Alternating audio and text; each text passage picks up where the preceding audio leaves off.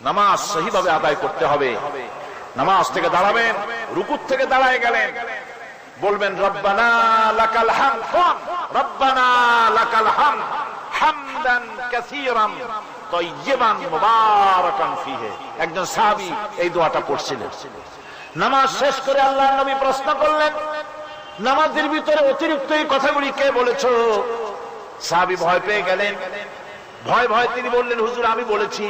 হুজুর বললেন, তুমি জানো না আমি নবী, তুমি নবী না, আমি যা দেখি তুমি দেখতে পাও না।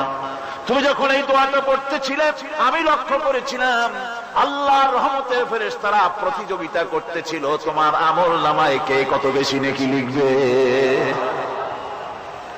রুকুতে দাঁড়ায়া এটা পড়বেন, সেজদায় চলে যাবেন, দুই সেজদার মাঝখানে ততক্ষণ বসে থাকবেন যতক্ষণ একটা সেজদার ভিতরে ছিলেন। পড়বেন আল্লাহুম্মা গফিরলি ওয়ারহামনি ওয়াহদিনি ওয়াআফিনি ওয়ারযুকনি। নামাজের মধ্যে দোয়া করতেছেন, আল্লাহ আমারে ক্ষমা করে দাও। এসব দোয়া সব হুজুরের। আমাকে ক্ষমা করো, আমাকে হেদায়েত দাও, আমাকে সুস্থ করো, আমাকে রহম করো, আমাকে রিজিক দাও। সুবহানাল্লাহ। নামাজের ভিতরে দোয়া কবুলের সময়, নামাজের সেজদার ভিতরে দোয়া কবুল হয়। এইভাবে করে রাসূল করিম সাল্লাল্লাহু আলাইহি ওয়াসাল্লামের নামাজটা কেমন হাক্কানি উলামাদের কাছ থেকে জেনে নেবেন। যেহেতু হুজুর বলেছেন সাল্লু কামা রাআইতুমুনি উসাল্লি, নামাজ পড়ো সেইভাবে যেভাবে আমাকে পড়তে দেখো।